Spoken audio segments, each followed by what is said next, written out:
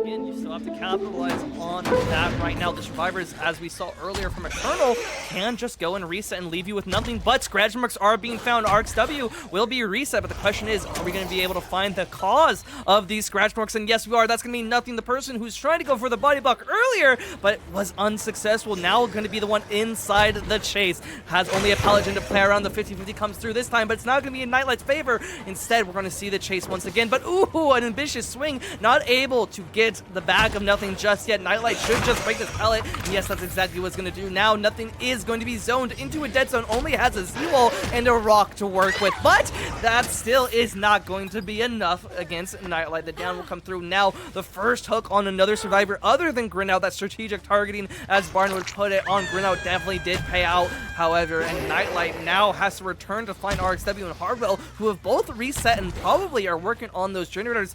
Nightlight needs to make sure that those generators don't pop, because at any point this can still turn against his favor if he's not careful.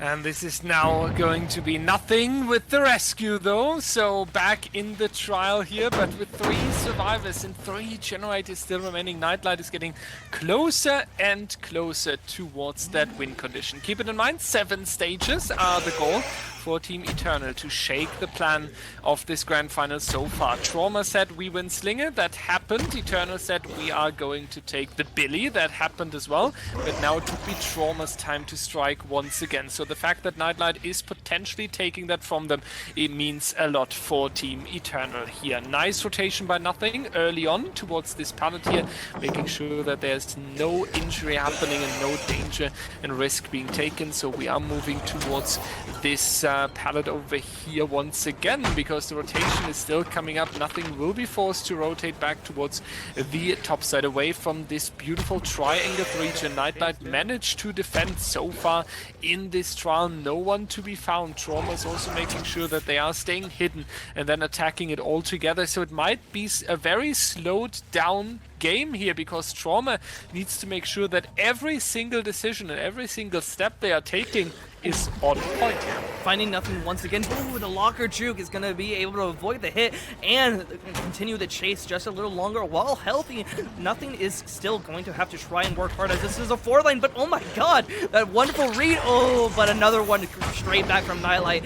Nothing's going to have to keep up with Nightlight. They're both going back and forth right now. Again, still only at this 4-lane, not enough distance to make anywhere else, but now the window's blocked. The pallet is down. Nothing has nothing to work with and only can juke, but still, Nothing's efforts won't be in vain, as 2 generators will pop in the distance. Only 1 remaining. However, if you're looking right now in front of Nightlight, that is the most juiciest 3-gen that I think we've seen today. So Nightlight definitely going to get a lot of value out of that, and Nothing in the meantime is only going to have 60 seconds left to hang on hook, and it's going to be inside of this set 3-gen. Inside this set 3-gen is unfortunately way too much gameplay going on with all these repetitive hook stages, and the survivors are not managing to get out of there. Nightlight now look onto him enjoying this position at the hill. This is not RNG luck, ladies and gentlemen, and this is not Nightlight just sitting here and enjoying the game. This is something you need to earn during the trial. You need to hook the survivors where you need them. You need to zone the survivors towards the bottom area here, and you need to be aware and make good decisions to keep this 3-gen. So Nightlight earned this, and Nightlight is now taking a huge advantage out of it. It will be hook stage number 6 in a few seconds if they do not manage to take Nothing in. Then it would be 1 more hook for the win of Team Eternal. It ends in a trade though, but I think not even a trade. Will take Hardwell that, takes but the hit. it doesn't happen because there's Hardwell coming in last second here. It might go around this generator 3-4, but this is going to be the down onto Hardwell. So next stage coming up, that would be hook stage number 6 here. 1 away from the win for Team Eternal in set number 3. So Nightlight really setting a side here. Yeah, Nightlight's going to try and keep the pressure that they've earned from this set if they do win it into the next one, as Trauma set up a good start, but Eternal somehow made a comeback. Nothing now taking it down. Hardwell is going to get off the hook, but Nightlight can just return back to nothing and get a free win if he wants to, and I think he's realizing that going back to nothing, and this will be the win if he does get the hook. But first, he's not going to sit idly. He's going to break that Jin. Now, finally getting the hook. RXW nowhere to be found with a flashlight. Hardwell neither, so both of them are going to be too little too late. As nothing dies, Nightlight will win out this set. Now going to be the confirmed third set towards Eternal here. Second amazing point for them, and RXW, yeah, going down here straight as well. So Hardwell could potentially take a very, very nice out here. That would be some confidence here, because also we need to keep in mind Trauma is going to play Survivor straight again, even though they are now setting up for 1v1 here maybe in the shack. Trauma will play straight again, and it is going to be the Cenobite, so a very confident killer for Eternal with Zaka on the table. So an out would have been great, but oh, nice dead out here, but I think it's going to be a very clean 4K even with the generator remaining. So Trauma needs to use the upcoming break to really adjust their game plan. Yeah, it's gonna be hard. Like we said before, the Cenobite is really where I thought Trauma would fall apart, but already going into the Cenobite set, having 2 losses and Eternal having 2 wins under their belt, that's going to be very, very difficult for Trauma to keep up with. I think the only way that they can really turn around the momentum that Eternal has built up is if they're able to come in right now and take that win on the Cenobite and then turn the momentum against Eternal, because Eternal going into this should be pretty confident on the Cenobite. As we were talking about before, Zaka is very, very experienced on that killer, so it's going to be difficult for Trauma to really make a comeback against someone who has that much experience, but it remains to be seen. Yeah, this is difficult territory now for Team Trauma. They are with the one step behind, I would say. Their plan is not working out. 44-23, so this is going to be almost a double score here. So this is yeah, a lot going for them. Eternal needs to turn it into a dynamic though, because we need to make sure that set number 4 would also swing towards their favor to take the lead with a 3-1 here. If Trauma is taking it back now from Eternal, that would be huge. Let's find out after a short break.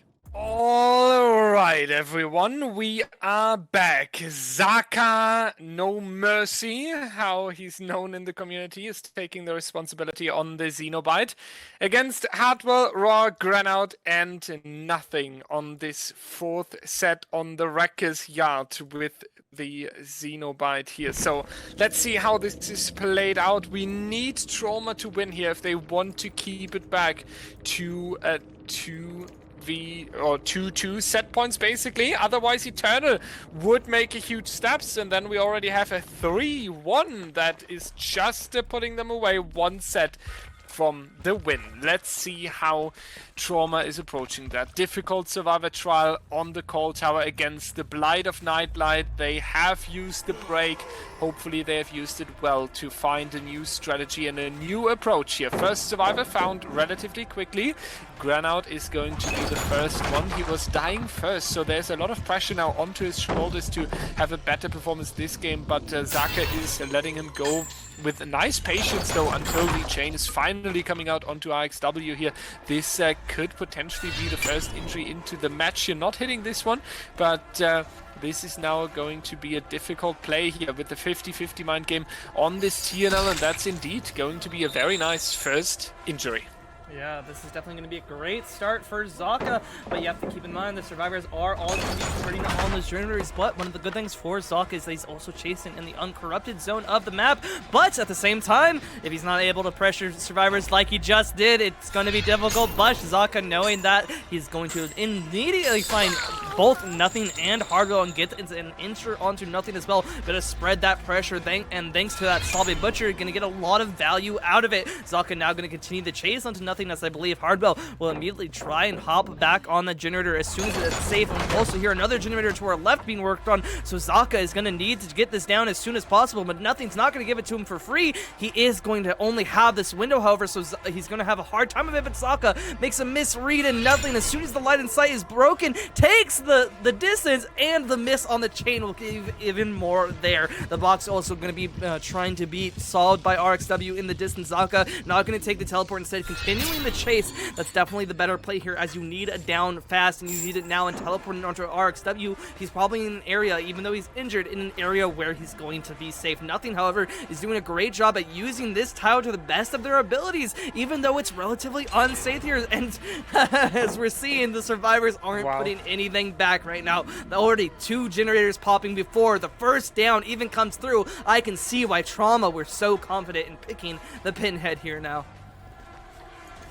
Yeah, this is a very, very strong one so far. Eternal here coming with the down onto Nothing now. So this is going to be the hook for Zaka, but time is running out slowly. 2 generators have been completed so far, and the pressure is not really there. Sloppy Butcher is not doing that much of work yet. Forced Penance is mostly coming in clutch when the Survivor team is put on edge and they need to hold a chase for longer, and then they take hits. Also, that is not coming into clutch just yet, so I wonder if maybe a Call of Brine would have been a little bit of a more valuable perk option here. Let's see how Zaka is playing this next chase. He does find the application with the chain. Very good start there, and now finding a balance as well between chasing and going back towards the hook here. You do kind of want to force this into second stage, maybe potentially even get Nothing removed from this trial as quick as possible. The issue is I feel like you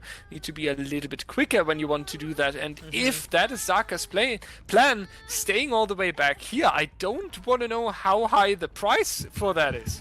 Yeah, I can already imagine 2 generators are going to pop very, very soon, as Zaka is in a relative dead zone and across the map from all the other generators, as you said.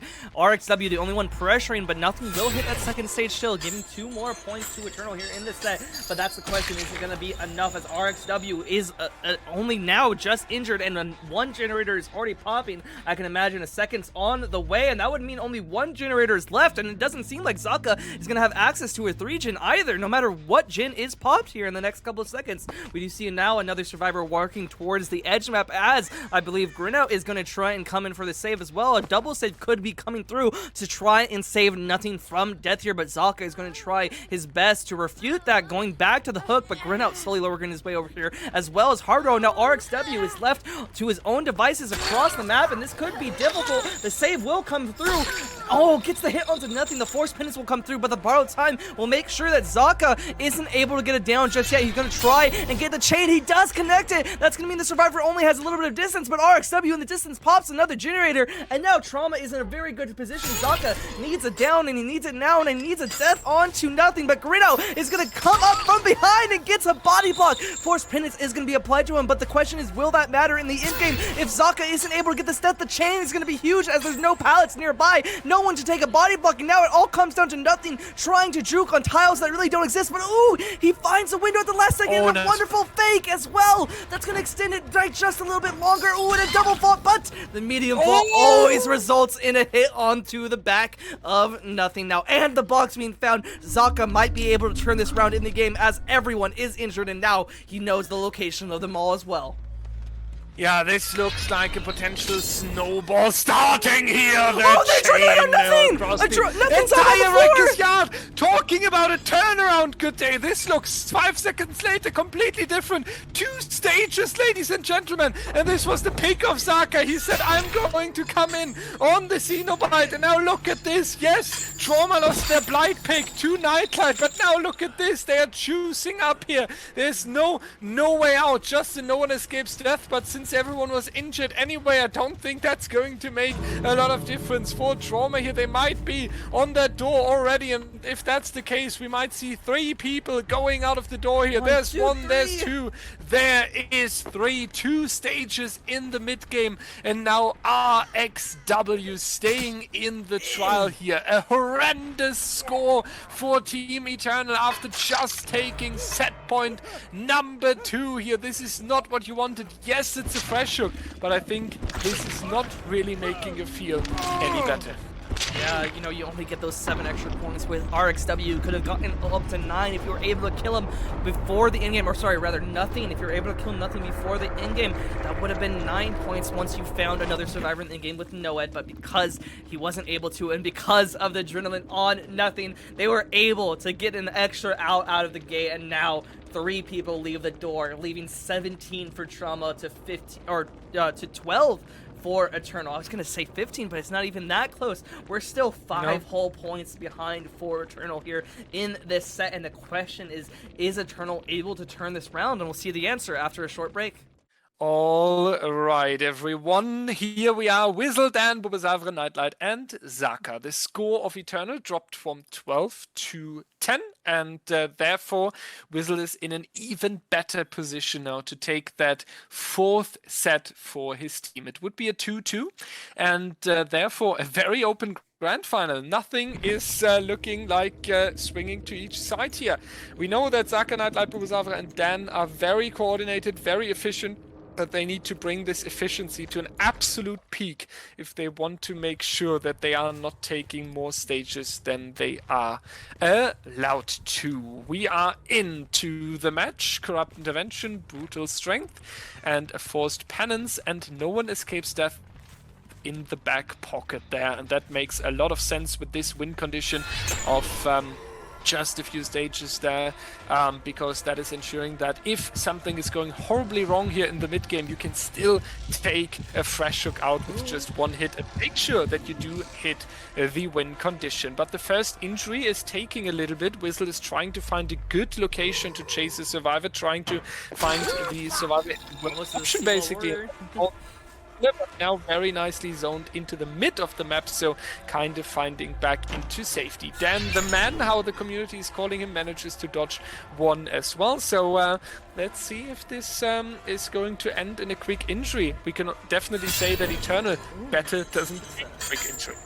Yeah, Whizzle, bringing that Brutal Strength is honestly really interesting. Normally, as a Pinhead, you wouldn't bring it, but when you only require 1 kill and 1 hook to tie, it's really going to be very important that you bring something like that. You know, the Noed in the in-game is a lot, but usually we see it getting cleansed, so having that Brutal Strength to catch up with an injured survivor in the in-game could definitely come in clutch here if Whizzle isn't able to get a death confirmed by the in-game. But with a down already on stand, I could see 3 gens popping, but it doesn't really matter since Whizzle really can afford to just 1 hook everybody in the game as well and win that way. So it really just comes down to however Whizzle really wants to play this out. Already at 20 points, Trauma is looking pretty into this matchup. No gens have popped either, when previously we saw the first hook allowed for 2 generators to pop, so Whizzle in a much better position than Eternal was on the killer, and now the survivors really need to step up their game and force Whizzle into a position where he has to make some difficult decisions. But Whizzle is going to be able to interrupt not only 1 gen but 2, finding both Nightlight and Zaka out next to the hook where Dan is hooked as well. Whizzle in a great position right now, only needs to stay in this area and prevent the survivors from doing much. 1 generator pops, but it's not going to be enough, as Nightlight's and Zaka's gen are both going to start regressing. Whizzle doesn't really have to do much right now. Now going to be the camp of Dan, and that's a very understandable choice here.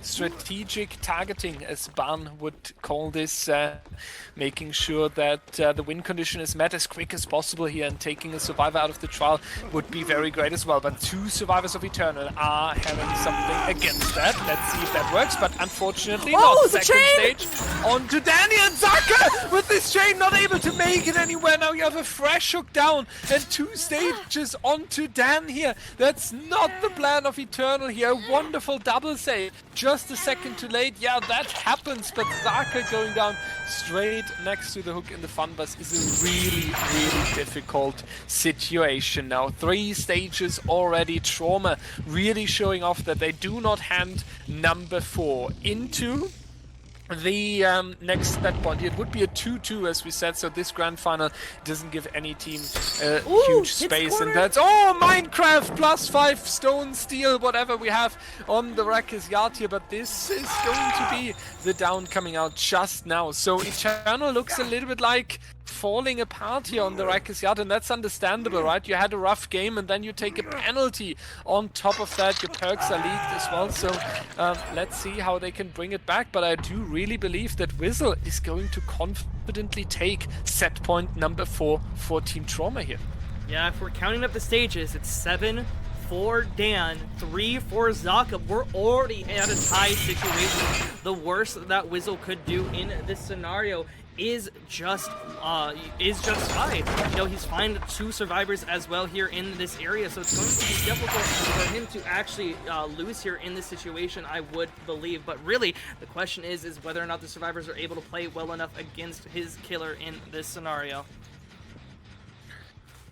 Now, the rotation back onto the survivor over here. Nightlight just working with 1 pallet here, but he is finding a wonderful mind game. Not taking the injury just yet, but the chains are coming in, and this is now going to be the break of the pallet. So going towards the edge of the map here, making sure that he's pulling Whistle away from the generators, and unfortunately not able to dodge the chains right here. So that is going to be an injury, and he doesn't find the way back into the map. He was, I think, not expecting the hit coming out there, so unfortunate here for Nightlight. But let's see what he can make out of this pallet. He has shown perfect performances so far, but the box right here, Whistle says, oh, thank you. I am solving that real quick, and then I'm making sure that Nightlight is going down anytime soon. Difficult pallet structure here that has already been removed. On top of that, another gen coming out in the distance, down onto Nightlight. So very difficult here, and we can see the emotions between Eternal and Trauma heating up a little bit as well now in this grand final. We do see a little bit BM here and there for all the rule interested people. That is not punished. A little bit of BM is part of the game here, but we can tell these players are slowly warming up to have the grand final here. And even though there is generator number 4, it is a 2-2 now in the set points, and my god, these teams are keeping us on track. The next one is going to be the Demogorgon, picked by Trauma on the Cold Tower. Demogorgon not a single time played in the entire event, but it will be a great one. Yeah, you know, as the way that the games are going, I wouldn't be surprised if this goes all the way to 4-4 and the tiebreaker. As we're seeing now, it could be an insane turn of events. Trauma versus Eternal, as we've been saying, are 2 teams locked in tidal waves right now, going back and forth, very equal on both sides. But as you can see, some killers are being played better than others, and all we have to wait for is the chance for one of these teams to get in some momentum. We see now Zaka is going to be the next one in chase. Already taken an injure, has the box in the hand. Whistle getting it down here would allow them to know where the other 2 survivors is. That would be huge for them, but ooh, Zaka doing some great mind games. Fakes at the chain too. Whistle cancels it at the most imperfect point right there, which means that he won't be able to catch up with Zaka until just now. A couple extra seconds wasted, but still not enough, as Bubbo is nearby. You can hear him wrestling with the chains caused by that chain hunt, and Nightlight's location was also revealed across the map, working on a generator, but he won't be able to work on it for long, as he will be harassed by those chains. Now going for a 4K here with the best possible one, but Bubazanda sneaking behind the killer. Last gen into end game. Now the score can matter. Trauma would play killer straight again onto the Demogorgon, so potentially going for a very high score here would also drop now the mindset of Eternal going into the Demogorgon set. There we see the slug. This is exactly what I mean. You want the best possible performance here to put pressure onto Eternal. Just taking the set point is not enough. It's about the motivation these teams are carrying over into the next trial here, and there's going to be the chain towards the pallet over here. Nightlight solving the box, or having the box once once again. Bubazavra being around here. Is it going to be enough time? The door is open, so they got this done, and there's escapes we can expect. I do think, however, that Nightlight should definitely get out of the trial here, right? I think there's no way that Nightlight doesn't get out of the trial here, if I'm not mistaken. He is across the map, but, yep, in the time that it takes for Wizzle to take that hook, Nightlight was able to sneak by, and that's going to be both of them escaping, which I believe both of them even were fresh hooks, so it's going to be a very, very good result. Oh, no, Nightlight was hooked once. So, while it is a decent point swing, it's not the best that you could hope for. Right now, we are seeing that 34-2, I believe it's going to be 25 for Eternal as the final one, so very well played from Eternal. But Trauma still able to take the lead into this set and win another one for them. Going into the Demogorgon set, like you said, they would have wanted to have the higher score to try and demoralize their opponents, but still, they should be happy with what they got right now, the win. And going into the next match, they could keep the momentum up, they could turn the tides against Eternal, or we could see this going to 4-4. What do you expect here, Dyer? Yeah. Why asking me this? Because it's up to you, League Commissioner. Come on. I mean, after what we have seen, so far, I do not feel confident at all anymore to make any call. I have to tell you that there were dominant performances here and there, while we expected only a few stages difference. So I have to say, if you pick Demogorgon without it being played in the entire tournament, it tells me that you did prepare that. And that you did prepare playing well on that killer. So I'm going to trust Trauma, because they also said the same on the Slinger when they had free pick. This is our killer. We're gonna make it happen. So I trust Trauma here. I see them taking set number 3. If I'm staying right with that, we will find out after a short break. Wizzle once again, after just pulling the 2-2 for Team Trauma, he is now pulling the Demogorgon on the call tower. Dan, Bubazavra, Nightlight, and Zaka on the survivor side. Zaka, a very, very strong Demogorgon himself, especially when it comes to the shreds and judging which distance is enough where he can work with the hitboxes. We've seen that in the 1v1 event as well, but so does Wizzle. So it's going to be an interesting standoff between Wizzle and Zaka here. I really hope we get to see a chase between these two. Cold Tower, the famous comp map with a famous 3-gen and a very famous corrupt intervention on the top side. I think this is one of the dream moments when you load in as killer into a competitive match and you see that this top side 3-gen is well spawned with nice RNG there as well, not too many pallets around, and then also covered and protected by the cold corrupt intervention. So very, very nice setup here for Team Trauma. The life being taken by our survivor here, so that is making sure that there's no injuries so far. And yeah, I have to say that our survivor team Eternal is making sure they are not taking any injury too early, and this is, I feel like, exactly what they need after this Cenobite set. Oh no, yeah, definitely. Wizzle, however, is going to try and need to get that first hit as fast as possible. We've seen 2 survivors, but the other 2 are probably working on those generators as fast as possible. And Wizzle, instead of continuing this chase with Dan, is just going to use his portals to try and catch those other 2 that I was talking about off guard. The question is he going to be able to? It doesn't seem like someone was working on this generator, but maybe one of the others. The undetectable status effect shouldn't get any of these survivors caught off guard, as Nightlight and Dan should have both calmed out that Wizzle was using his teleportation. And yeah, Wizzle still far away from the 2 generators that were being worked on, had to walk all the way up towards the main side, and now the survivors once again can use this main side against them, but Zaga caught off guard with the bamboozle, now going to take a hit, and with this window door already broken, Wizzle might be able to catch up to them, but Zaka is still going to have this pallet to be used, so it all comes down to whether or not Wizzle is going to be able to land some shreds, but Zaga also makes it to this jungle gym once again, and the first gen is already going to be popped. Wizzle needs to get it down as fast as possible onto Zaka, but we see that Nightlight was coming in for the body blocks and the flashlight blind. Wizzle is going to have to work around this, however that force pendants could come into play. We see Nightlight trying to take a body block, but he dodges at the last second. Wizzle misses that, and that means Zaka could potentially make this window, but no! Instead, he's going to go to the side, and Wizzle whiffs his shred as well. Then Zaka can make it to the shack pallet, instantly drops that, tries to extend the chase even longer, Another Jin in the distance will pop, and Zaka now will play around this filler that's very, very hard for the Demogorgon to get a shredder around. It all comes down to this last loop. I don't think he'll make it. And yes, Zaka now will finally go down, but after 2 generators and that long being worked on, this is not a bad thing for Zaka. Even 3 generators, even better. And we were talking about how Trauma could have taken the momentum coming into this match, but I think Eternal just took that last match as a chance for them to get themselves together and come in even stronger. After 3 gens are already popped in this first chase, I would be looking very, very sad at this match after the start that we had if I was Whizzle.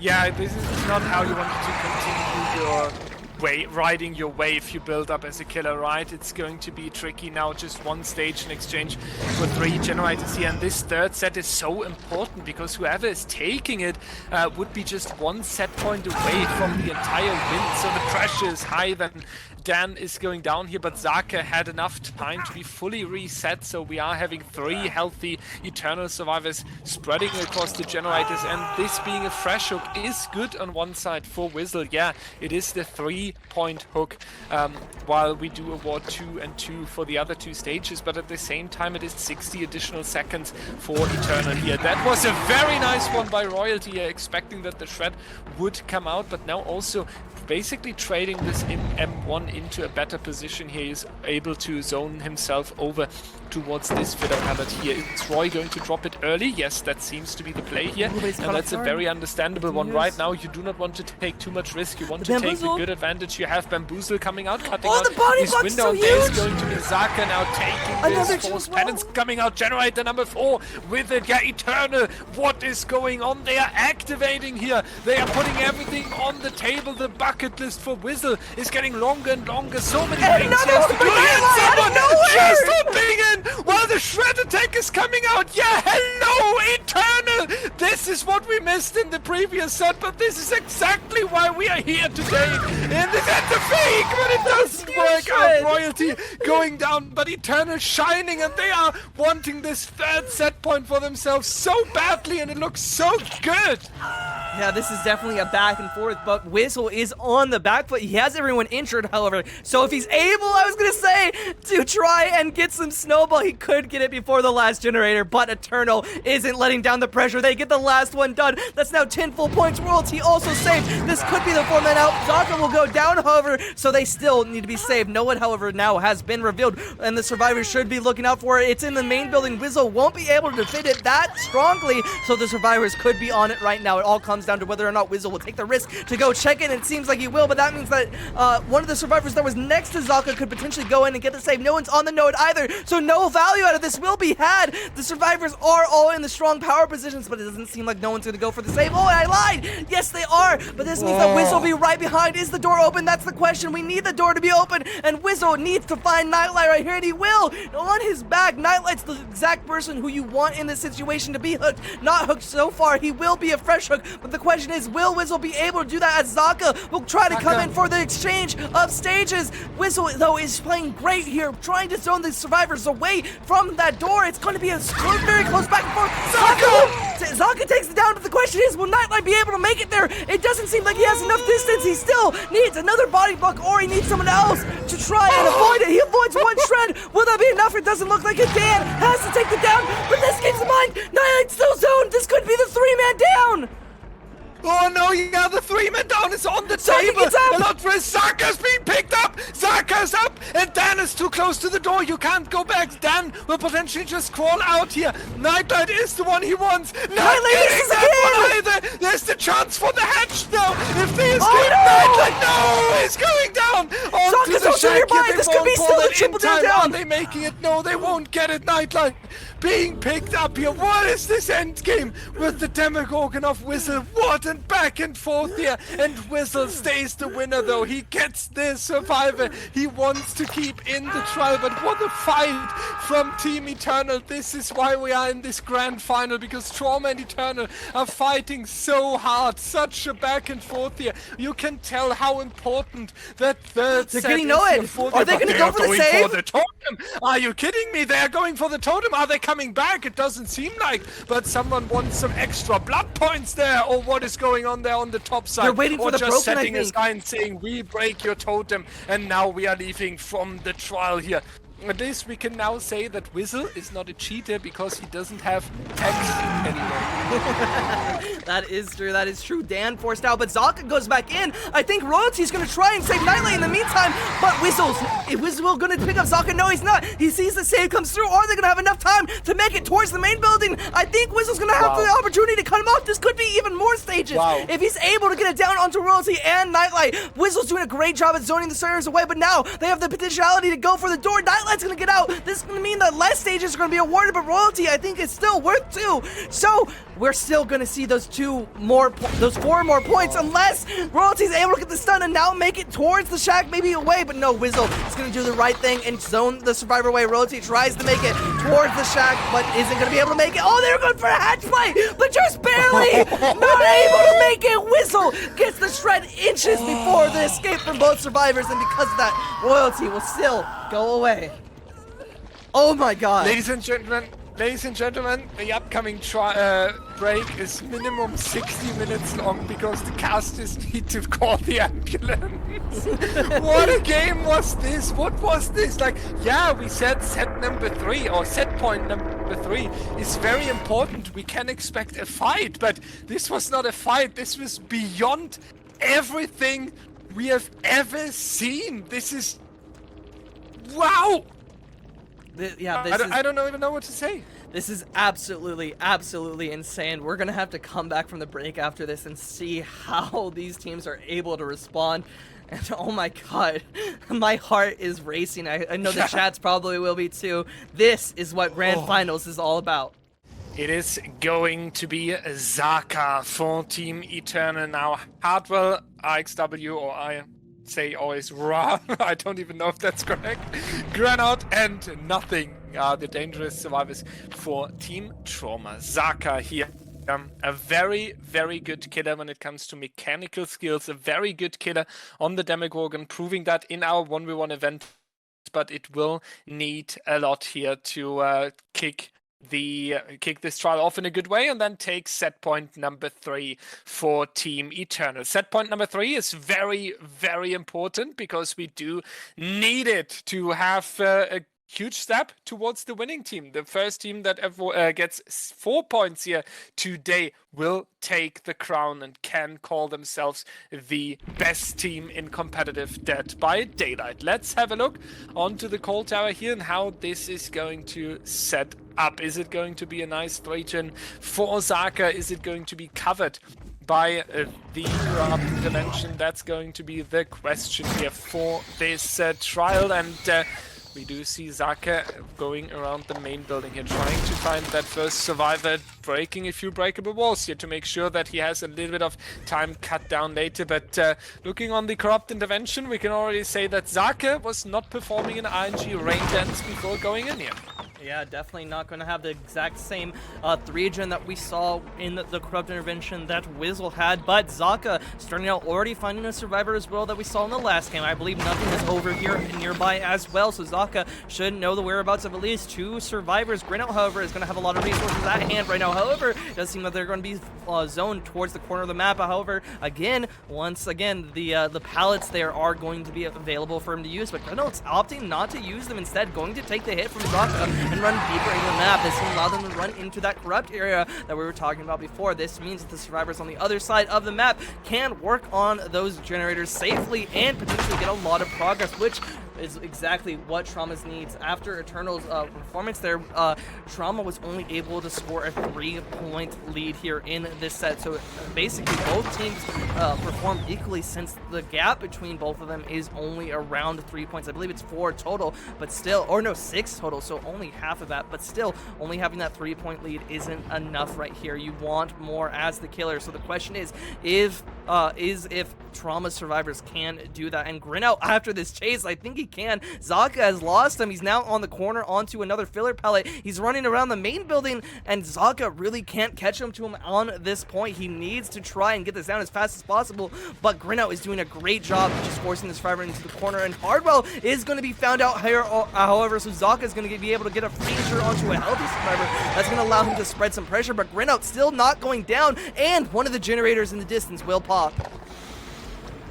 Now going to have the next exchange right here, and it's going to be the down exchange for another generator here. But let's take a look on how this is played out. How quick can he stop the other generators here, because 2 done is already a good start for Team Trauma here, and they realize that as well. They realize that they have a good control over this killer here so far, but that's going to be a hit being taken. False penance is applied, but the hook is still coming through. There was 1 entry for 3 basically, so this is going to be a nice one for Zaka here. You take the trade, nothing is broken. He cannot even take a hit for a few seconds here. Needs to be very careful now with the next steps here, and Zaka will happily stay around the hook here because he is making sure that this is going to be second stage awarded onto Hardwell here. Will they come over and go for the double unhook? Granout with a reset makes me believe they could go for it. On the other hand, you have generators down there. You could prioritize them. We have seen Trauma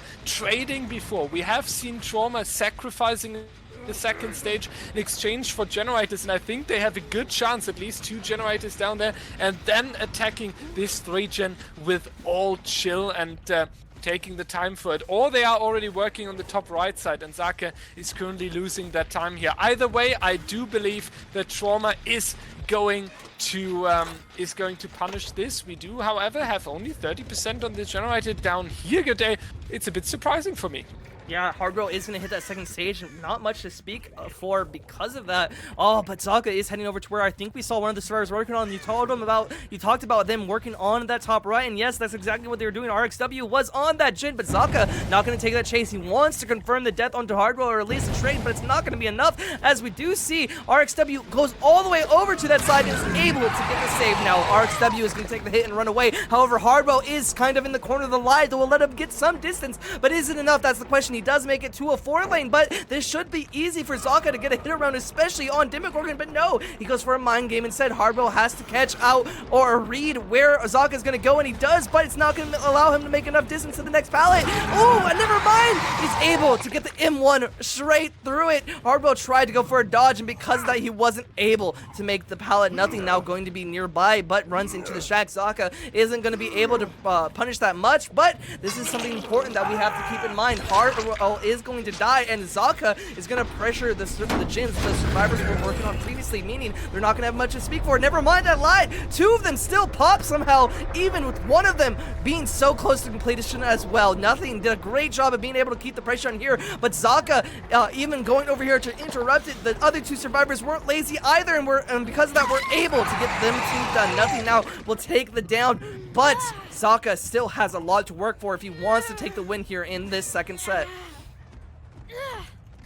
Yeah, this is so much going on here now on the cold tower. 4 stages for Zaka, not the most calming result just yet. You cannot say, hey, this is looking strongly into my favor here, since we had 7 stages, I believe, in the previous 7 stages in the previous trial.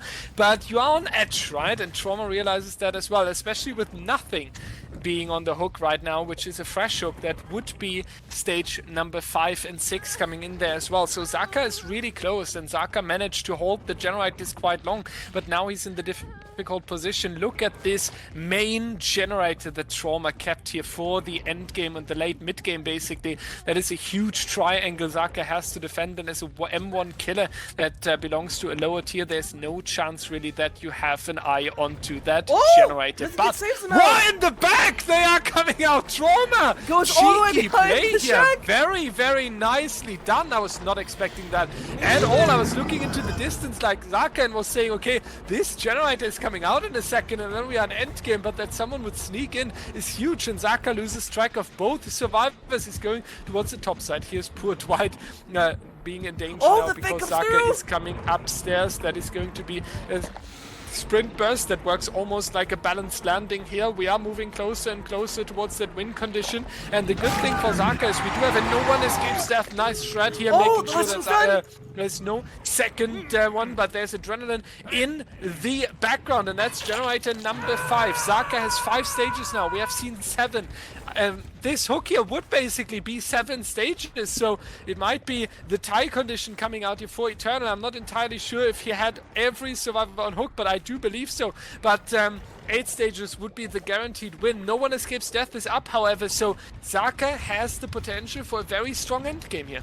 Yeah, he's definitely going to be able to capitalize on this unless the survivors are working on the totem. That's the question. No, seems like nothing's just going to be on the door, and Grino is going to be in chase versus the Demogorgon. This could be another death coming through, which would definitely spell out the win, as well as Grino hasn't been hooked yet. You definitely don't want the fresh hook to be hooked at this stage of the game. Nothing either needs to take it down or get the save onto RXW and then take it down, but Grino doesn't have much to work with here in this position. The save will come through, but is it too little too late? No, Grino is able to get a fake. That will give him some more distance, but not enough to make another resource. Zaka is going to take it down onto Cannell, and if this goes through, I believe this is still going to be the win for Eternal.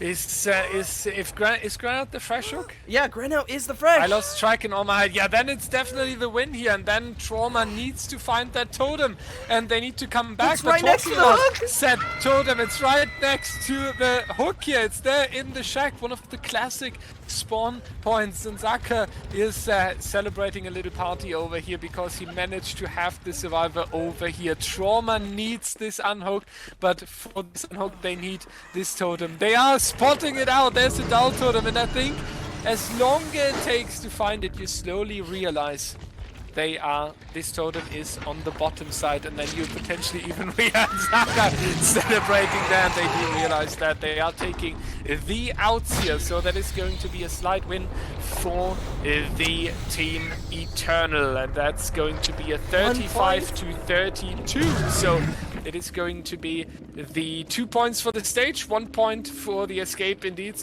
So that's 3 points difference in the score, 35-32. Let's take a look how this looks for this grand final now. Eternal has 3 set points, ladies and gentlemen. That means that this next set could potentially be the win for Team Eternal. It will be Zaka on the Plague, so Zaka just playing phenomenal on the Demogorgon. Now he needs to play phenomenal on the Plague. Is Eternal pulling the grand final with the 4th set point, or is Eternal dropping that one now to Trauma, and will we go into the Nurse afterwards when it's 3-3? Let's take a look after the break.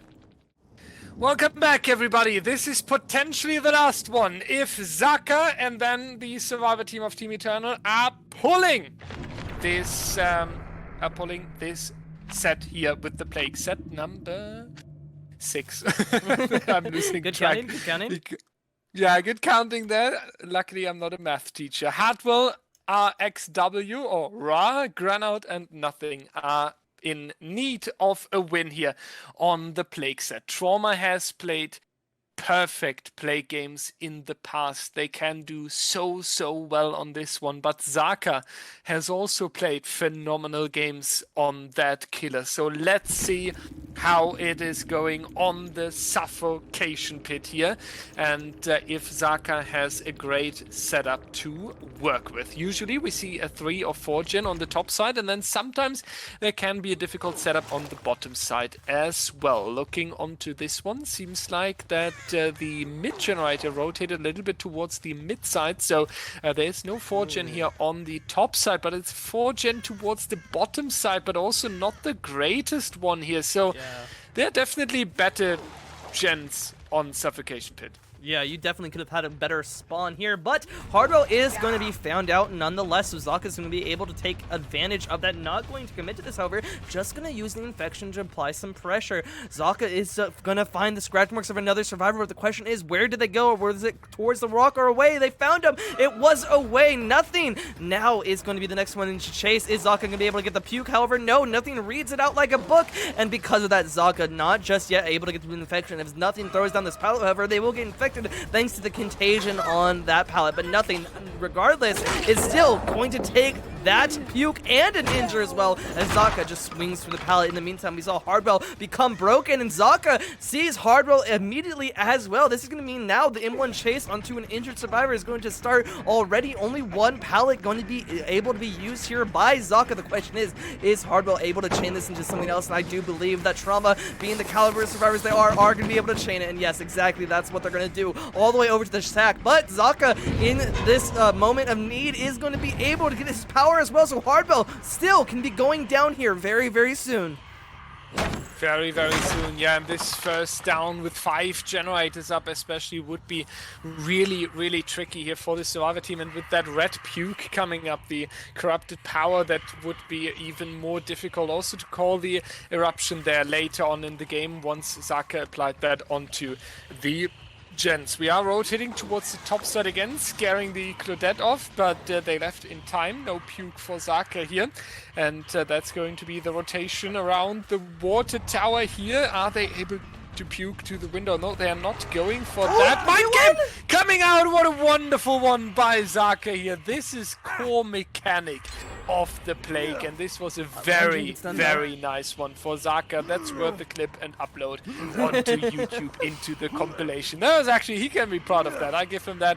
First generator coming out, but this was so beautiful to watch. First stack onto the No Way Out, so Zaka is confident with the Plague and looking what he's doing. He has a good reason, but yeah, second generator coming up in the distance. That's 4 points now for Trauma already, so they are holding against it. As good as Zaka is doing here with the chases, Trauma is not giving him a lot of time.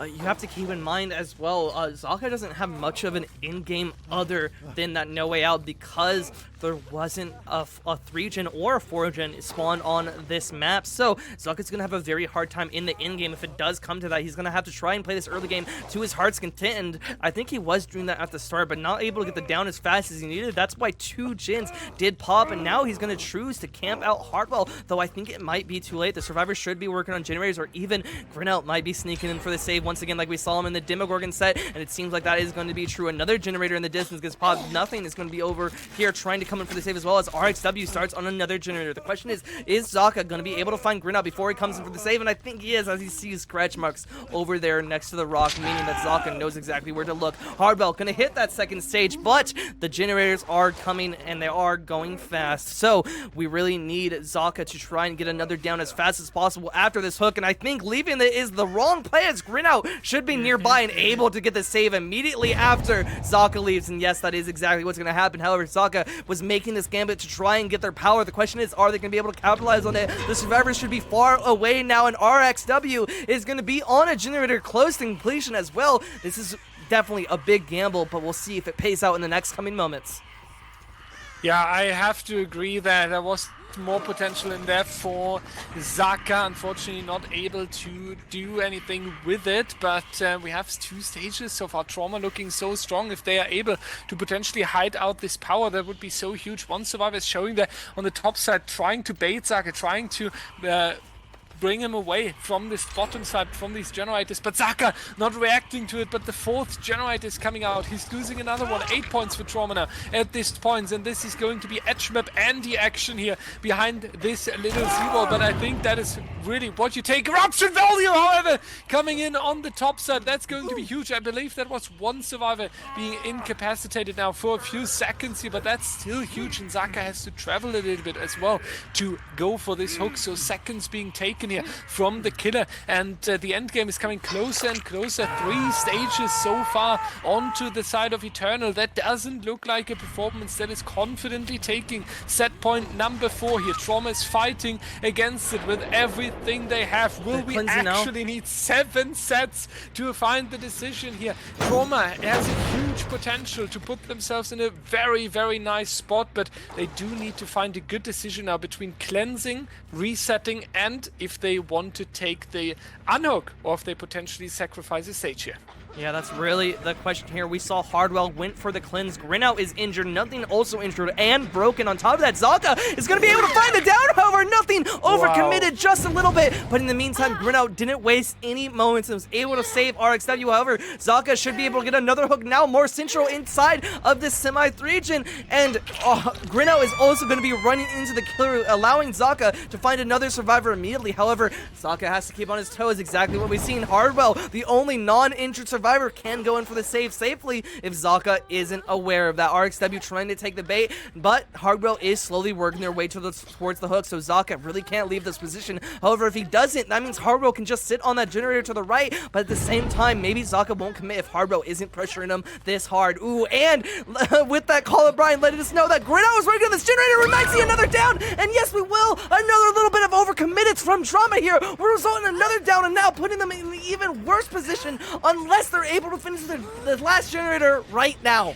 But I don't think they will. Yeah. I don't think they have enough time. The hook will come through, and now Zaka is in such a good position right now. Unless all the survivors go on the top side of the map, on the mains building side of the map, and reset, get cleansed, and come back to this top side, I don't see them winning out here. I think Zaka is in a great position to 4K if he just plays this perfectly. But in the meantime, the survivors will sneak by and get Grinout unhooked. It really now all comes down to this last chase with Hardwell, but he doesn't have anything to work around. He is going to take it down, and now the 3-gen gets even stronger.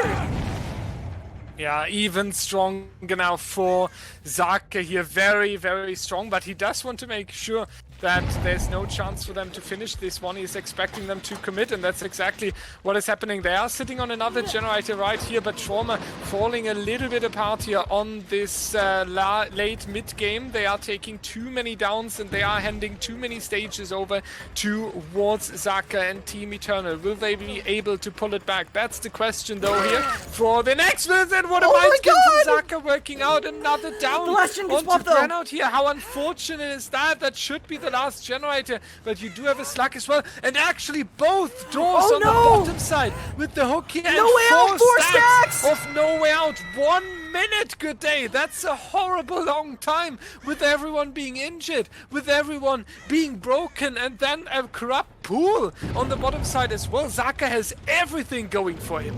Yeah, that definitely is true. Oh, but the slug does get picked up. Hardwell is able to cleanse. However, it's on the side of the map that Zaka can defend the most. The real question is whether or not these survivors will be able to hide out this power only on this side of the map, but RXW is found out in the open. Zaka now has the full potential to get it down onto RXW, and this would be horrible for the side of Trauma. They really need to get everybody out here at this stage of the game, but Zaka is still going to get that down. No way out, not even over yet. Grinout does cleanse, but this just gives Zaka more opportunities to use his power, and with both doors on the bottom side of the map, Zaka can really use this to his advantage if he's able to sit in between them.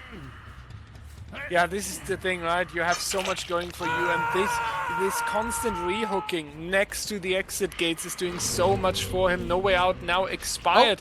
Zaka was thinking about taking the power there, wanted to fake it maybe in case someone is just stepping in. Now he has the power again. Will it be just this elimination, or is Zaka going for more? We see them hiding. The first survivor is also going to go for the door, and they are coming in for this unhook here. Very, very nice timing on the side of Team Trauma, but there is a lot of power still left. Will they make it all the way towards the down? Wait, did Zaka lose track of the survivor here? No, he went for the door! That is going to be a lot of line of sight break is here as well. Now Zaka's, it seems like Zaka's a little bit lost of which survivor to take.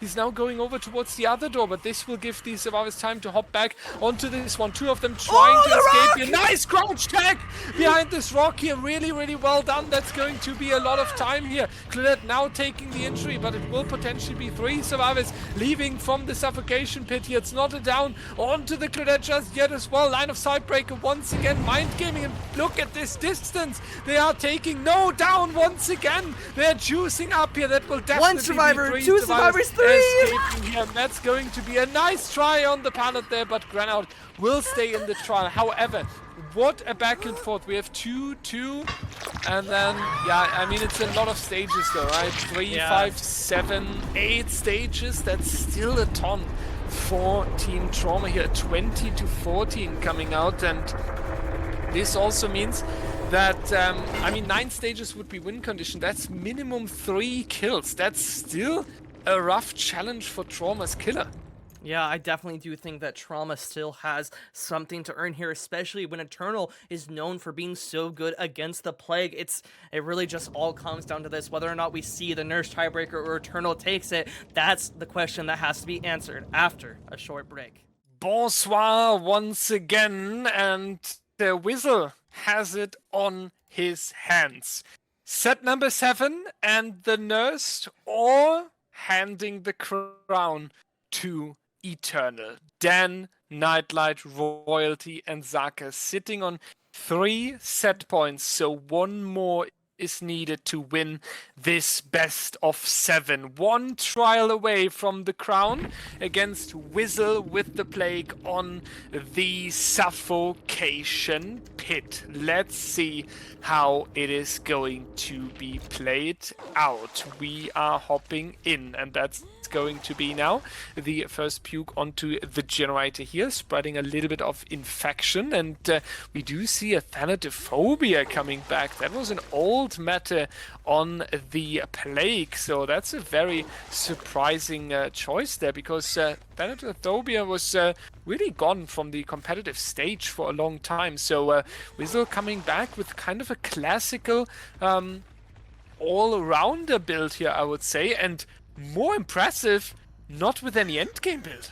Yeah, this is definitely going to be a weird pick coming from Whistle, but I guess he's confident. He knows that if he can slow these survivors down at the start, that he'll be able to make up for it in the endgame. But that's the question. Is he going to be able to slow down these survivors? We see Dan is going to be the first one found. However, he's in a relatively safe location. Whistle is going to have to play very well to try and get the infection here. You can see that the rocks here are just so good at preventing Whistle from getting the puke, but he is able to catch up just in time before he makes that window on. Because of that, Dan now will take the infection. Nightlight is also going to be found. Whistle is going to be able to puke on him potentially and still get it, but ooh, the light's coming through. Is he still able to get the puke? Yes! The angles there did line up, and now Nightlight and Dan both gonna take the infection. Whistle is gonna get a lot of value from that Thanatophobia once he's able to infect one more person or injure one more person, and those 2 other people become broken as well. But that's the question. Is Whistle gonna be able to do that? We do see that Royalty is gonna be the next one being found. However, is a relatively safe location once again at a pallet ship, but oh my god, that was so smart from Whistle. He puked on the pallet to force the infection in case Royalty did get the pickup. Dan now gonna be broken. Nightlight soon will be broken as well, and Royalty after that. Whistle in a great spot now to take his power and injure everybody, using that Thanatophobia to now get a ton of value. The Call of Brian will also come through, and once he gets it down, the Eruption as well. This could be a huge turnaround if Whistle is able to snowball his downs, but that's the question. Will the survivors be able to starve off Whistle, or will Whistle slow down the game completely? Yeah, this is going to be a difficult one right here. Our survivors have taken infections, our survivors have taken injuries, Royalty as well, and we're still on 5 generators. Exactly what you want to see as the killer. It makes you feel better and better over time when you realize, okay, I have enough pressure to make sure that the objective's not coming out here. Nice attempt with the firecracker, but not going to be enough. Nightlight is going down as the first survivor here, taking hook stage number 1. Dan has been on cleansing, so Royalty is sitting on a generator very likely, and Zaka as well. That means that we maximum see 2 generators coming out here in exchange, and I would doubt that it's 2 clean generators here, because Whistle was having a good view over the Suffocation Pit. Has a somewhat nice generator setup down here, is now forced to play this side because the hook is down here, but there could be a better setup as well. So Zaka and Whistle both not being in the best one. Nice attempt there, puking through the pallet, but Zaka expecting that and running it a little bit wider to make sure that it's not coming out here. Perfect mind game session with Zaka as well, running the shack wide, then take a look through that window. And he's out of his power. That is blocked to make sure that he has an eye on it. But this is huge now still, right? Because even without an injury, you can camp the survivor while pinpointing someone behind the shack. So basically 2 survivors right now cannot do anything. And if one would come for a rescue, that would leave 1 efficient survivor in the trial. Yeah, that definitely is true. However, Zaka did a great job of just unzoning himself, but Whistle can still get the potential second stage. Oh, there it is. And potentially the infection, but no, not going going to go for it instead, just going to be playing around the hook. If the death comes out onto Nightlight, this could be huge. Just keep in mind, Dyer, we're still at 5 gens. Even if 3 pop right now, which is the maximum, we'd only still be at 2. Wizzle would be in a great position to have a death already at 2 generators, but the save comes through. Zaka at last second will get the save onto Nightlight. Wizzle went for his power, but it wasn't enough. The save still will come through, but the question is Wizzle going to be able to get the down onto Nightlight after using this power? Ooh, here comes the body buff from Dan, but it shouldn't be that effective as Wizzle can just use his power and go around him, and now gets the down onto Nightlight as well. The eruption value. Zaka is going to be hit by incapacitated. Dan's not going to be able to finish a gen, meaning only 1 generator will be popped for the death of Nightlight. Yeah, this is insane now. Nightlight is going to say bye-bye for this game here. That's 3 survivors with 4 generators. Yes, 9 stages are the win condition, but with 3 survivors in the trial, this looks a lot easier now. And then you would push us into set number 7 with the Nurse on the Wreckers Yard. Trauma is about to pull it back. What a grand final here so far. Wizzle now needs all his experience, all his skill on the killers to make sure also that he's not becoming too confident, potentially over-committing. So he needs to make sure that this is going well for him. But it does look like it will. Royalty and Zaka, 2 injured and broken survivors. They can be located a little bit earlier. They are one-shot basically, and they do start the generator on the top side with just 5%. Another one with 50 over here. So it's not even looking like 2 generators being finished anytime soon. That is an impressive trial so far by Wizzle here, who could potentially play this even more confident, judging how Eternal is pulling back towards the top side right now. But I do understand it, because Wizzle doesn't want to take any risk and then be punished. So I totally agree with what I see so far.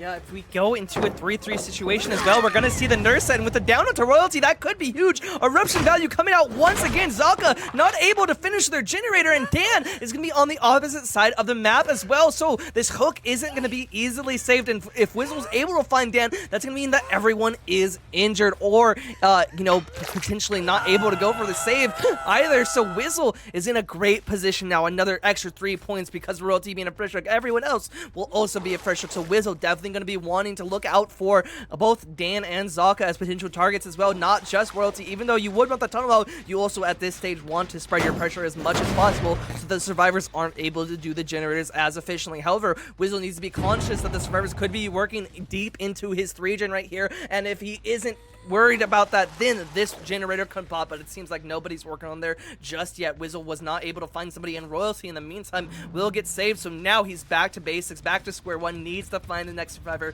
the next target, and get it down as fast as possible. Fast as possible indeed, because it has been a while since Nightlight said bye-bye to his team on the suffocation pit. It's been a while, and there are not that many stages yet that have followed since then, but it is going to be Zaka now in the next chase here, running around the main building, trying to keep the killer on a run, giving time for Team Eternal, but I'm not sure if that's going to be enough. Another eruption value! Eruption coming in, and that was a very predictable down here. Not sure, good day, if this is a first sign of Eternal giving up on set number 6 and already focusing mentally and with their energy onto set number 7 here, because that was a very easy down to predict. This could have been called out to counter eruption there. So a very surprising one coming out here. I mean, I would understand it, right? And it does look really unlikely that they do pull it here. 3 generators still. We are 4 stages away from the win condition. 1 survivor already dead. So it would be understandable if they are already planning in their mind with set number 7, but it's still looking good. They find a perfect unhook here with a good timing as soon as the survivor, the killer has went on the other side of this main building. He's trying to come up, and it perfectly works. Zaka now also going down behind the window here. Really unfortunate. Stage number 6 coming in. I do feel like they are preparing for set 7 here. I mean, I don't know. They can still win this set. If they put up a good enough fight, Wizzle can still lose in this scenario. It just all comes down to whether or not their chases can be long. I think Zaka was just not able to call out those last 2 calls just because of frustration. You know, having the chases last that long definitely isn't what you want, and maybe you're scared, maybe you have that pressure onto you, and because of that, not able to call out your positions. I don't necessarily think they've given up. As we see another Jin pop, I think they're still going to try and fight out for this, but that's really going to be a tough game to play out just because you don't know if you're going to win this. You need good chases, and Wizzle has shown extreme skill in this set so far, and now with their power up as well, you're gonna need to at least wait this out. But if you wait it out, Zaka's gonna die on that hook, and you can't afford for that to happen. And Dan gets caught going for the save as well. Rosie will cleanse, but he still isn't in a position to save since Wizzle is in the middle of the map and could see them going in for the save. They're gonna have to sneak by, but Zaka only has a couple of seconds left, and Dan is gonna continue the chase, even though Wizzle will cut off and now returns back to the hook, finding Royalty. So this basically just spells out Zaka's death on the hook. Yeah, this is insane. Now that's going to be 2 survivors standing in the trial. That's going to be hook stage number 7. 2 more are needed here. Basically, you could get either survivor, Dan and Royalty. So they have on their bucket list 2 full generators to repair. Perfect end game and escape from the trial, and unfortunately Royalty is already in that next chasing, so it needs to be really long for him. He needs to get so much time here for Dan. Is he able to do that? We've seen Royalty with fantastic chases throughout the day. Being a little bit careful here with the pallet. You don't want to take the stun and lose your power, but that's going to be puke number 1. That's going to be an injury, but Royalty is using these rocks and trees really well, making sure that nothing happens, but he is zoning himself because there's no other chance for him. That's going to be the down onto Royalty, so that's now the puke as well to make sure that he's infected once he is unhooked, and that will be the next one. So that is going to be the hook stage number 8, and that would be 9 if he's dying. So Dan needs to rotate in here and get his mate from the hook. It seems like that's what he's trying to do, but you have to keep in mind 2 more generators need to get done as well. This is definitely not a situation that looks winnable here, but if anyone can do it, it's going to be Eternal. We have the desperate measures, we have the sprint burst, and we have the babysitter. All good unhooking perks, but Royalty just takes the death. I think Dan's going to try and play for the hatch, try to work up some morale, or maybe the doors, but Wizzle is already going to be on that hatch, so Dan's only hope is going to be that door. But are the spawns correct for him? Are they good? Wizzle hasn't closed yet. I think he's trying to get more info on where the survivors are. We can see that both doors are not on this side of the map, so Wizzle is going to have to choose through a 50-50 on which side he wants to go for on the top side, and it seems Dan has already made his choice on the top side of the map. Behind the main building, he's going to work on those doors, but Wizzle does find one. It's on the shallow side, on the right side. He hasn't seen Dan, so I think if he does close this hatch, he will go to the top side, but no, it seems he's risking it all. He hasn't even closed the hatch yet. He's just waiting to see if he can find the survivor. This could be really risky. If Dan was in the middle hiding, he could have ran all the way back to Shack with his sprint burst and potentially gotten an out here, but it doesn't seem like Wizzle cares much as he's already won at this stage, so because of that, it doesn't really matter if Dan gets out, but it would be great for the morale. So that's really the battle right now, the battle of wills. Who will come into the tiebreaker, trying to have the best morale, as we are going to be playing the nurse after this set. The only thing I hope is that Wizzle is closing the hatch in 5 minutes. Yeah. not making a huge mistake here now and breaking any rule towards the end game, because that would be a restart in -10, I believe. So that's not what you want to risk here. So please, Wizzle, keep in mind we have a rule of 5 minutes max on that hatch there. I mean, honestly, it is an insane move for me anyway that he's not closing the hatch here. I mean, because one escape here by Dan last second could bring a ton of confidence back towards Eternal. So I totally understand why he wants to make sure that it ends in a 4K, but he is still taking a lot of risk here. This is now going to be Dan, and that's going to be the chase towards the Shack, and I actually believe Dan has enough distance here to be in time at the hatch. That needs to be a nice run now from Wizzle, and that's not enough puke here to just get it. So Dan the man will very likely be able... Oh, is he actually? That's going to be the out with the hatch indeed. So that's a very nice finisher. So to this match, Dan is taking the out here. So that is bringing it all down to set number 7. 35 to 29 on the survivor side. And yeah, set number 7. Yeah. Who was predicting this? Nobody, honestly. One thing I want to keep in mind, though, is that if Dan was a very smart man, you know, people call him Dan the man, but if he was Dan the very smart man, I think if he just went for a chase for 2.5 more minutes, as 3.5 minutes, or no, sorry, 2.5 minutes had already passed, he would have been able to get a penalty for trauma here in this set if he continued that chase for 2.5 minutes. It would have been 5 minutes of the hatch not being closed. As long as Wizzle didn't close it, that would have been a huge turnaround if he was able to go in and get that. But no, instead Dan just hops in there and gets the morale for his team instead of the penalty for trauma. And because of that, we will be moving on to the next set in a 3-3 scenario. As you said, we're gonna go to the final match of today, the 7th game for today, and this is gonna be all on the line. This is gonna be all this is going to be the final match and be all she wrote for today. Whoever wins this next one will win it all, and I'm happy to see what the result is going to be after a short break. So, ladies and gentlemen, time for the decision. Set number 7, Dan Bobazavre, Royalty, and Zaka. No Nightlight. Surprising choice there on this side of Eternal. I would have expected one of the most known nurses in the community to play Survivor against the Fallen Art, but maybe Fallen Art is too aware of the juking of Nightlight, not entirely sure.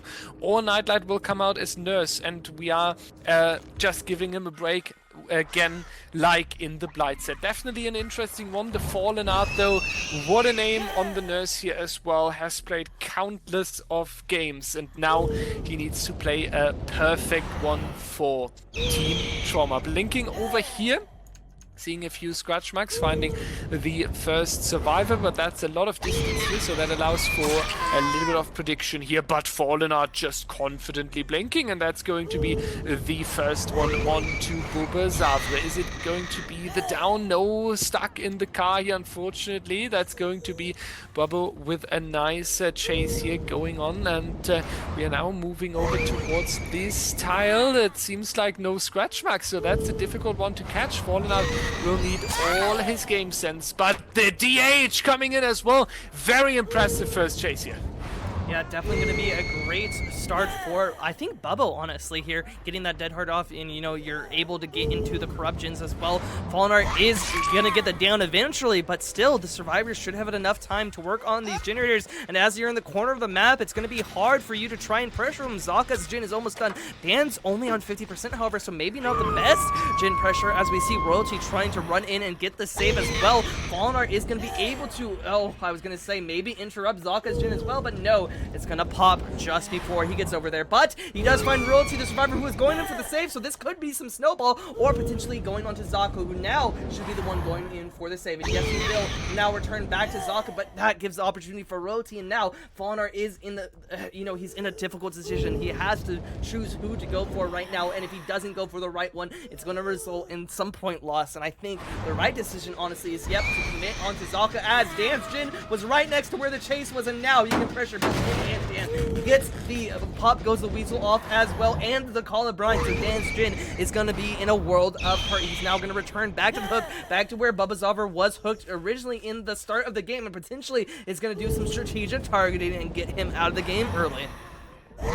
Yeah, this is going to be a huge one, right? If you are able to force this down to a 3-1, would be so huge. But remember, the DH Bobo is trying once again. I was just about to mention it. I was worried that Fallen Out will fall for that again, and unfortunately it does happen. But he gets him through the pallet! Pull it out, but not able to pull the pallet in time. So that's going to be the down onto Babu straight again. Rehook will come through. That's the second one onto him here. 4 generators still to go. 3, never mind. There's 1 generator being completed. Eternal holding against the Fallen Art, they are doing a good job. They are spreading up in a good way. They are making sure that this is not unpunished when one teammate is tunneled out of the game here. Another generator. Great job. Very, very impressive how efficient they are. We were a little bit worried originally. I remember you pointing out in a, correctly that there was only 1.5 generators so far, but now it's 3. They doubled up their pressure from the early game, and now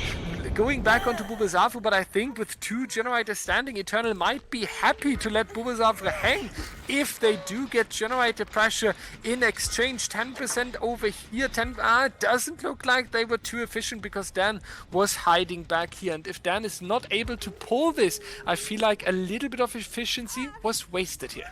Yeah, Bubba is definitely going to be close to death. Dan not going to have much of an opportunity to come in for the save, so just waiting there probably isn't the best play, but you have to keep in mind, Fallen Art is also surrounding 3 generators, the last 3 generators that you'd have to work on, so Dan really doesn't have an opportunity to go and work on those 2 generators, but still, you could be doubling up here in this scenario if you're not able to go in for the save, and as Bubba dies, I think that would have been the best play, was to double up with either Zaka or Royalty, probably Zaka, since he was the one furthest away from the killer, and Royalty was kind of in the line of fire as we saw the Fallen Art headed straight over to where Royalty's Jin was. But now on to Zaka, since he wasn't able to find Royalty. Dan should get on Zaka's Jin and Royalty should finish theirs, as Zaka is going to die in the corner once again. I heckin' love the calm corner, but you gotta keep in mind this is gonna be very hard to have any time since all you had is a Z-wall and Zaka will take the death, but still keep in mind, you have to take the time to walk towards the hook now. You have to take the time to blink towards another Jin, so going in the corner was definitely the right play here in this scenario.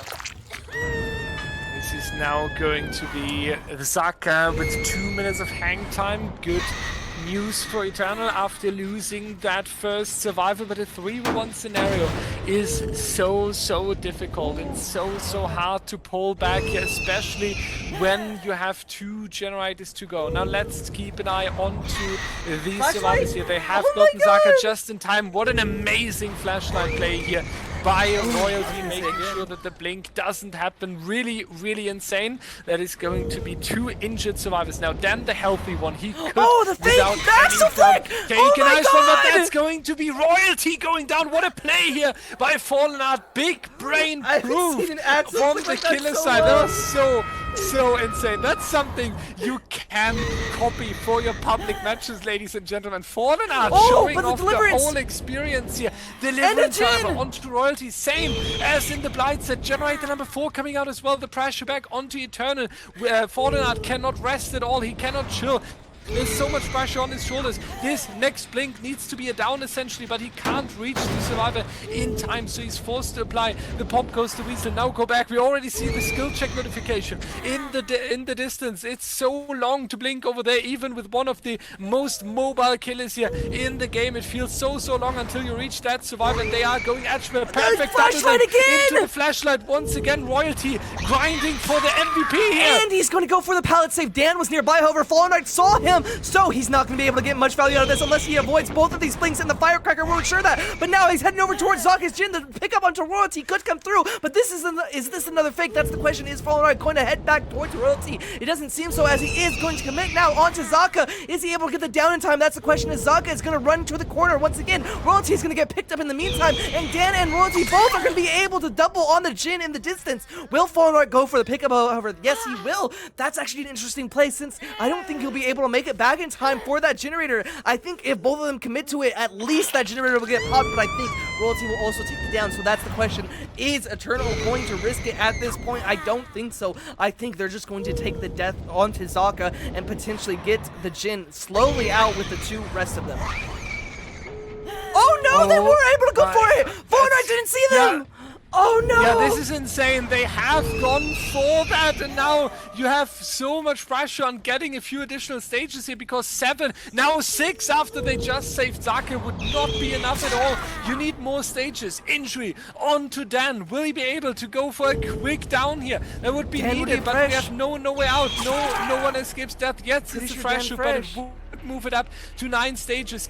Can you reach it? Look at the exit gate so far away. So we might even see Eternal pulling something risky and coming back into the trial here. They are safe with 2 survivors. That's what we have on the table. Difficult decision making now for Eternal.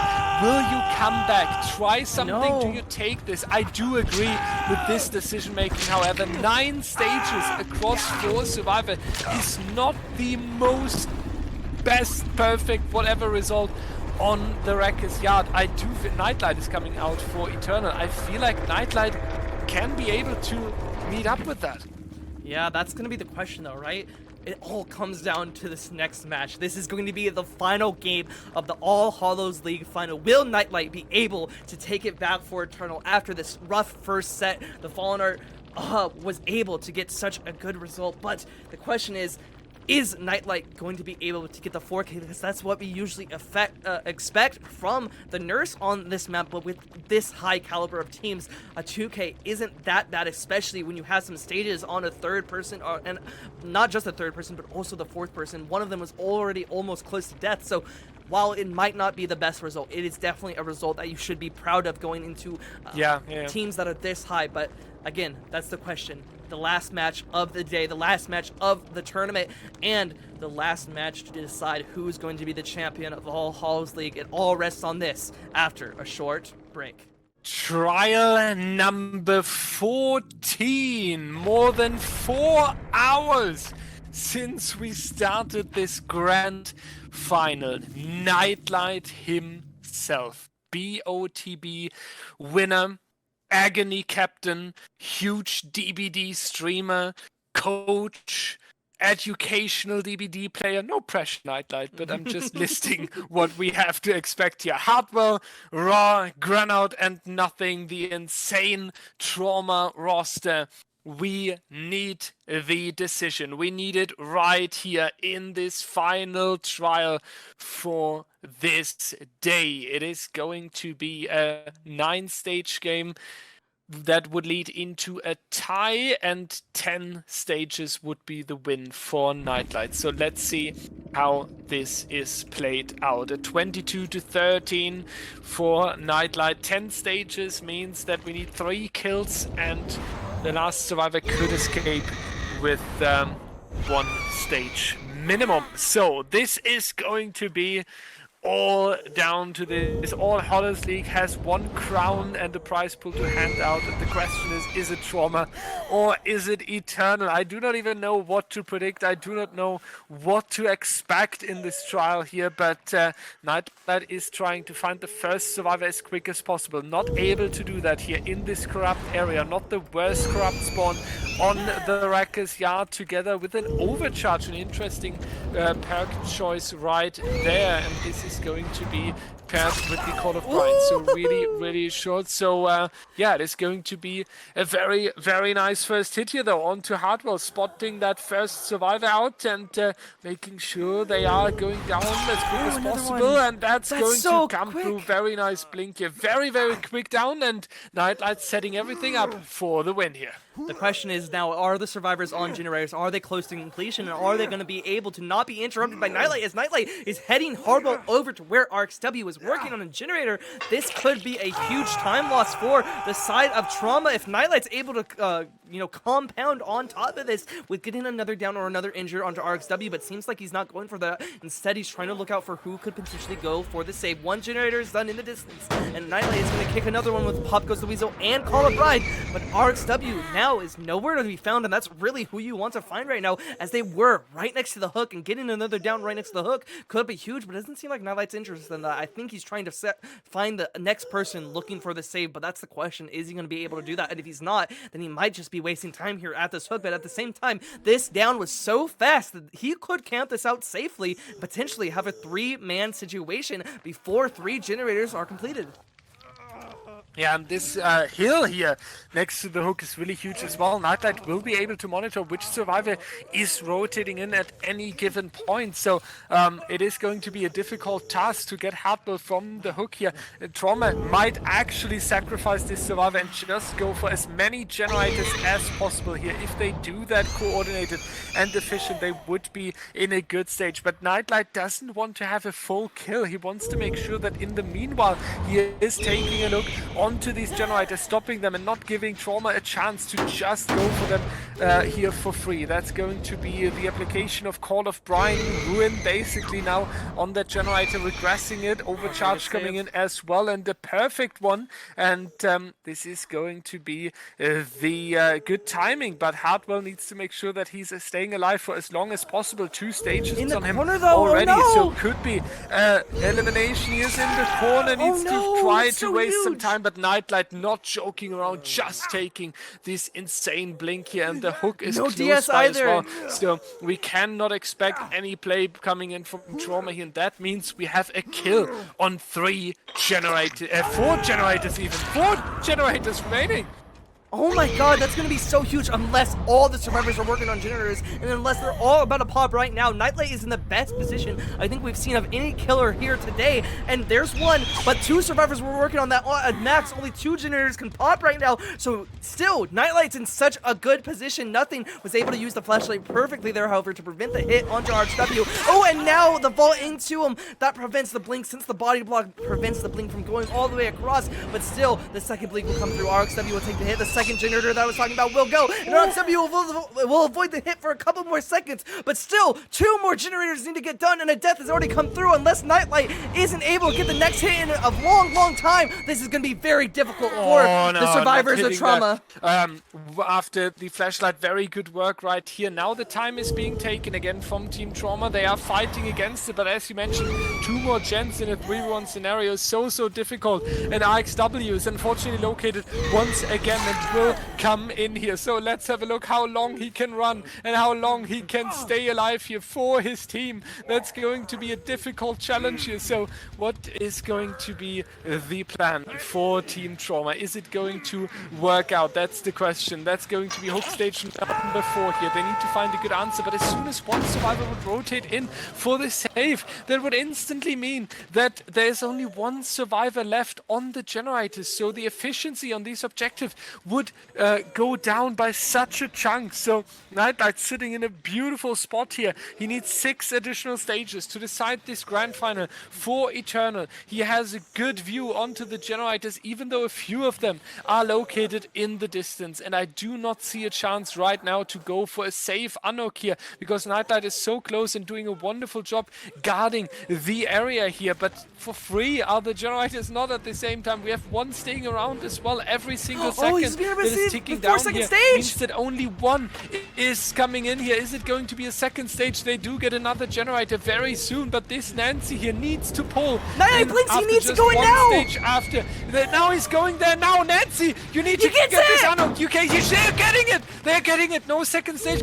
This is a chance to turn everything around. Yeah, as long as RXW doesn't go down, as long as Grinnell has a decent chase right here, Nightlight is in a terrible position, especially if Nothing is able to get on that Jin and finish it, but Nightlight knows that, so he's returning to his Jin. He wants the Jin pressure. He also sees the scratch marks on Nothing. This could mean that Nothing could have a short chase. If Nightlight's able to land his blinks here, this could now turn around again into Eternal's favor, but it still comes down to the execution of Nightlight. Is he going to be able to get the blinks? He gets 1 onto Nothing, and still will get the charge immediately back up, so he's going to be able to blink immediately if he gets it, but the flashlight will come through, and Nothing, if he has balanced landing, is going to make even more distance, but no balanced landing to come out, which means that the down comes through, and we see Grinnell was going for the reset onto RXW, meaning that a Jin shouldn't pop in the near future, meaning that Nothing getting down right now is going to be horrible for Trauma. Yeah, this is indeed horrible for Team Trauma. Basement in here. You have a reach to every generator basically with 2 blinks, and that's not where you want to be right now. 5 stages, 5 more for Nightlight to secure the win in this grand final. That 4th generator that we were expecting has not been completed yet. In a long time, Call of Brine effect was applied to this generator as well. They're just about to finish it now with a long delay here due to Nightlight's insane pressure onto that Survivor team. He is sitting on a triangle 3-gen, but it's definitely not the best one. But the good news is that one of these generators is right next to the shack, so basically that one cannot really be repaired. They might focus on the generators on the edge here. Nightlight holding the blink. You can see how Nightlight doesn't want to make any mistake here. He was holding the blink to make sure he has the most perfect decision making, but missing this one allows the hook unhook in the basement, and this also means that this Survivor in the distance is working on the generator already. Does Cannell get out though? That's the question.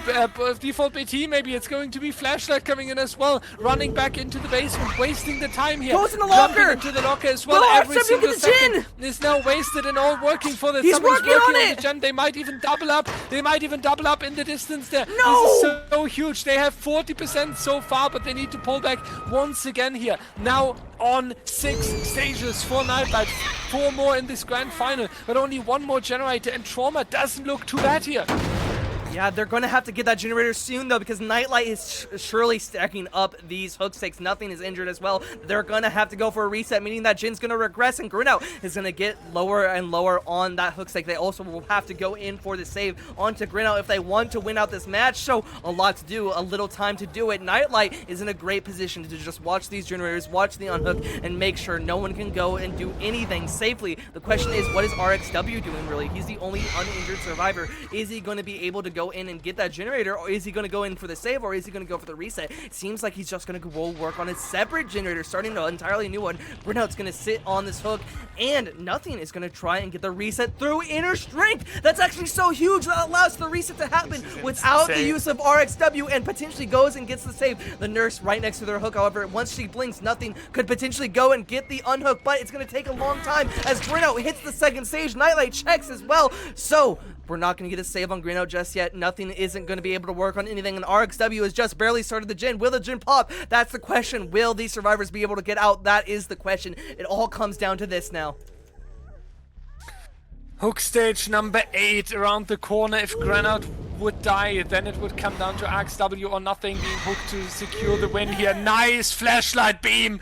Once again, they're expecting Nightlight to appear at the corner of this hill. 50% on this generator in the distance, but Grunout has only 20 seconds to live. Nothing gets hit too. Enough progress. Nothing taking a hit here through the flashlight beam, not being enough. Nightlight can now secure that stage from Grunout. 75% from Dwight, but Grunout will die in time, I believe. Nightlight has time to travel over to the generator. One last save attempt. You have Dead Hard as well. You can He's going make over to RXW. Nightlight is camping. No time. But Nightlight is going to the wrong gen. He's going to the wrong generator. This is not where Dwight is located, I believe. So this is going to be free time for Team Trauma, or was it? I'm not. This was so much generator. Okay, there's so much going on. I don't even know myself anymore. But Grunout dying is so huge now. 2 more stages would be the win for Team Eternal here. Nightlight has it on his hands. There's a generator still. We're not even in endgame, so everything points towards Eternal taking the win here, but Trauma still holding against here. Trauma still has a huge chance to make a turn here, and they are playing this so perfectly. Perfect split between the generators and perfect pressure to make sure that Nightlight has no good time getting it down here. This could still swap to either side.